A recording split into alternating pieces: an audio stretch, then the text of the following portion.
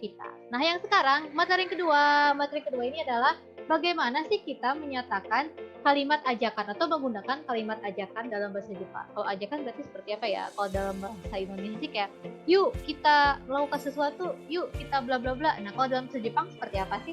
Ini kita simak ya. Nah, saya baru aja nih pakai kalimat ajakan. Nanti bahasa Jepangnya seperti apa? Mari kita lihat di paparan berikut ini. Untuk pola kalimat yang pertama nih, kalau kalian mau mengajak atau menyatakan kalimat ajakan dalam bahasa Jepang, pakailah pola kalimat ini ya. Jadi pola kalimatnya adalah ishoni. Ishoni ini artinya apa sih? Ishoni artinya bersama-sama. Oke, kemudian diikuti oleh objek. Dan karena ini untuk mengajak melakukan satu aktivitas bersama-sama, maka pakai ishoni ya.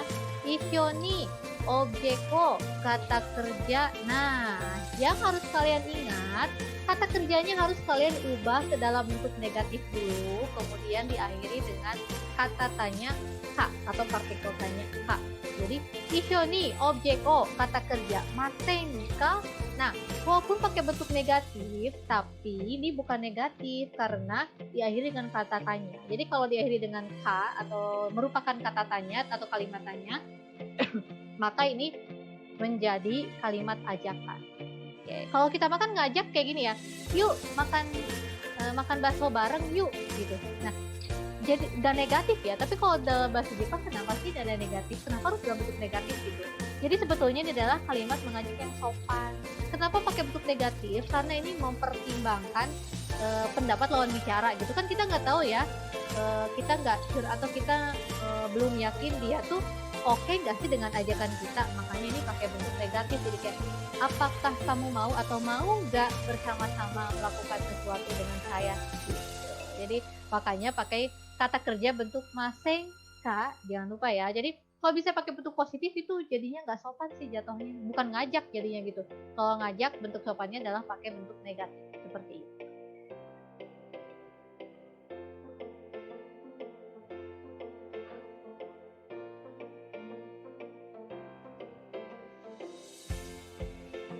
Oke, sekarang kita lihat ya.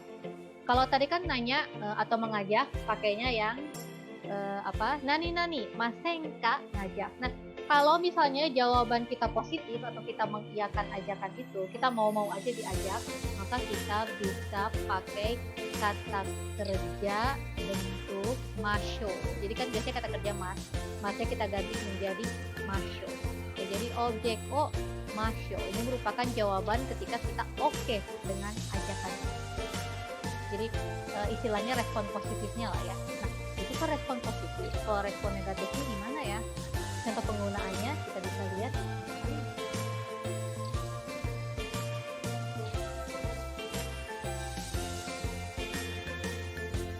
Oke, teman-teman, yuk kita perhatikan bersama contoh kalimat berikut ini.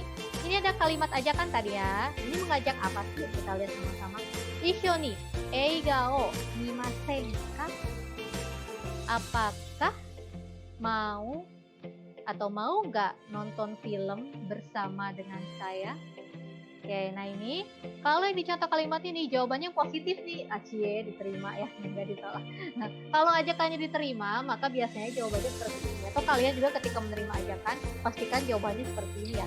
Ah, ii desu ne gitu. Oh, oke deh. Gitu. Wah, oke deh gitu. Ii desu ne. Kemudian mimashou. Nah, tadi ya bentuk yang masuknya itu kita pakai oh iya, oke deh, yuk gitu, yuk kita nonton mimashou. Nah, ini merupakan respon positif ketika kalian menerima ajakan dari seseorang. Nah, kalau misalnya mau nolak, ya kalian kalau nolak ajakan tipe yang tegas atau yang basa-basi sih? Terus kalau dalam bahasa Jepang enaknya gimana ya menolaknya? Kita lihat ya.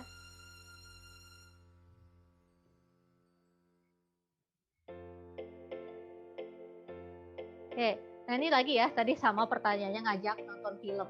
Isho ni eigao mimasen ka? Ketika kalau pengen jawabnya nggak mau, tapi kalau orang Jepang tuh kan tatema ya. Tatema itu maksudnya kayak nggak mau kelihatan buruk di depan orang lain dan nggak mau menyakiti orang lain juga. Jadi ketika nolak nggak langsung. Kalau kalian kan sama teman kayak hey guys nonton yuk, enggak gue nggak mau. Nah, kalau enggak tuh kayak kesannya nolak mentah-mentah tuh gak sopan, kurang sopan. Makanya ini kalau dalam bahasa Jepang biasanya pakai sumimasen, chotto. Aduh maaf, agak gimana ya gitu, agak gimana. Tapi walaupun ini sebetulnya ya, kalau dalam budaya kita bahasa Indonesia, jawaban kayak gitu kita masih bisa pepet bang, gitu sih kayak, ayo yakin lu bener, ayolah nonton aja. Tapi kalau dalam budaya Jepang atau bahasa Jepang, kalau udah sumimasen chotto ini udah nggak mau dia, kalian jangan pepet lagi gitu. Jadi karena mereka kan tadi seperti saya bilang ya nggak tega nolak tegas karena nggak sopan juga nolak tegas, jadi ya udah gitu. Jawabannya ya samar-samar gini itu antara siang dan enggak, tapi sebetulnya mah ini tidak beda dengan bahasa Indonesia. Kalau kayak gini kan kalian cowok-cowok terutama nggak sih, cewek juga ya kayak masih punya kesempatan gitu, yakin enggak, ayolah kalau kayak masih mengambang. Tapi kalau dalam Jepang itu artinya nggak mau diajak gitu. Oke. Gimana? Dari contoh kalimat ini, apakah sudah bisa dipahami penjelasan saya mengenai penggunaan kalimat ajakan dalam bahasa Jepang? Semoga bisa ya.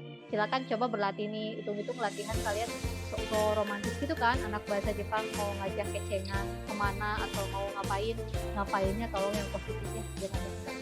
Misalnya belajar bareng atau zooman bareng membahas soal, misalnya itu kan sesuatu yang positif gitu.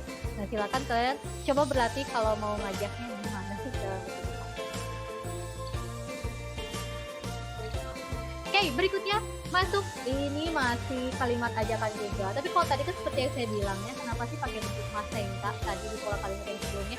Karena itu bentuk sopan. Karena kita kan kalau ngajak orang kita nggak tahu dia oke atau enggak sih dengan ajakan kita gitu. Tapi untuk mengajak orang kita juga bisa pakai bentuk yang kasual ini. Pakainya yang masho tadi. Nah, masih ingat kan tadi yang masho tuh tadi kan sebelumnya dipakai buat respon positif dari ajakan, tapi ternyata masho juga bisa kita gunakan untuk mengajak. Tapi karena ini konteksnya adalah kasual, berarti ini biasanya kalian pakai ke teman-teman deket yang kalau kalian ajak sesuatu tuh pasti udah oke. Atau kalian kayak ya ditolak juga nggak malu gitu kalau misalnya pakai masho. Ya, contohnya seperti apa ya? Kita lihat contoh kalimat.